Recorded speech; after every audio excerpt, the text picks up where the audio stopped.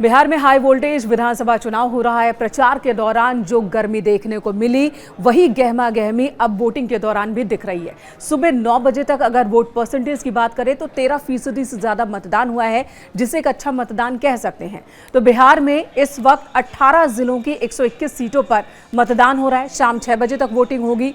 जो संवेदनशील जगह है वहां पर 5 बजे तक मतदान होना है। आपको बता दें, जैसे ही वोटिंग शुरू हुई कहां कहां गहमा गहमी देखने को मिली। 10 जिलों में ईवीएम खराब थी, जिसकी वजह से कई जगहों पर हंगामा देखने को मिला। जो मतदाता पहुंचे थे उन्होंने आरोप लगाए, उसके बाद ईवीएम बदली गई और फिर वोटिंग की वहां पर शुरुआत हुई है। वैशाली में वोट चोर के नारे लगे, तो वहीं मोकामा में जहां पर राजनीतिक हिंसा हो गई वहां पर शांतिपूर्ण तरीके से मतदान संपन्न हो रहा है। वहां पर प्रशासन ने और भी ज्यादा कड़ी सुरक्षा व्यवस्था कर रखी है। ये तमाम बातें आपको मैं बताऊंगी, और ये भी कि कैसे जब लालू परिवार वोट देने पहुंचा और उसके बाद जब मां से पूछा गया, यानी कि राबड़ी देवी से पूछा गया कि आप किस बेटे को आशीर्वाद देंगी, तेजस्वी को या तेज प्रताप यादव को, तब उन्होंने कहा कि मैं अपने दोनों ही बेटों को आशीर्वाद दूंगी, क्योंकि दोनों ही अपने बलबूते पर चुनाव मैदान में हैं और संघर्ष कर रहे हैं।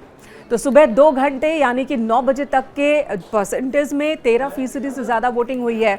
कई जगहों पर मुकाबला सीधा है।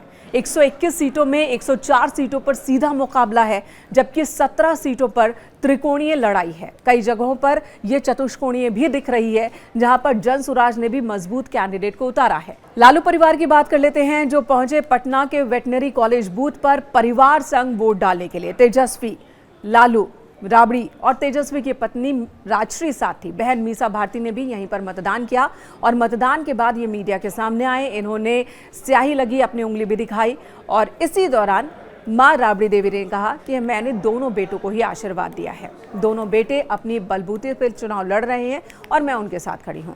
मुजफ्फरपुर की बात कर लेते हैं, जहां पर 3 बूथ पर वोट का बहिष्कार किया गया। गायघाट विधानसभा में 3 बूथों पर वोट का बहिष्कार किया लोगों ने। ये बूथ हैं 161, 162 और 170।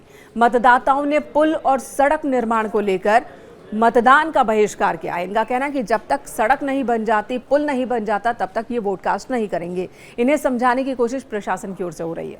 वहीं वैशाली के लालगंज के बूथ नंबर 334 और 335 पर ईवीएम खराब होने के बाद लोगों ने वोट चोर के नारे लगाए। बूथ पर जमकर हंगामा हुआ। दरभंगा के बूथ नंबर 153 पर ईवीएम खराब होने की वजह से वोटिंग शुरू ही नहीं हो पाई कई घंटे तक। बाद में यहां पर ईवीएम बदली गई और अब मतदान की शुरुआत हो गई है। राघोपुर की बात करें, ईवीएम खराब होने का यहां पर भी लोगों ने बात कही, शिकायत की, जिसकी वजह से मतदान रोकना पड़ा। ईवीएम खराब होने की खबरें कई और जगहों से भी आई। दानापुर मधेपुरा से भी। दानापुर के बूथ नंबर 196 पर ईवीएम खराब होने की वजह से आधे घंटे देर से मतदान की शुरुआत हुई।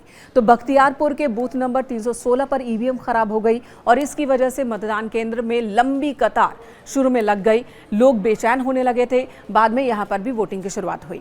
राघोपुर की जानकारी मैं आपको दे ही चुकी हूं, जहां पर मतदान रोकना पड़ा था ईवीएम में खराबी आने के बाद, और यहां पर भी लोगों में बेचैनी देखने को मिली। पीठासीन अधिकारी की तबीयत बिगड़ गई फतुहा विधानसभा के हाजीपुर गांव स्थित बूथ संख्या 254 पर। वहां पर अधिकारी की तबीयत अचानक ही बिगड़ी, उन्हें अस्पताल ले जाना पड़ा।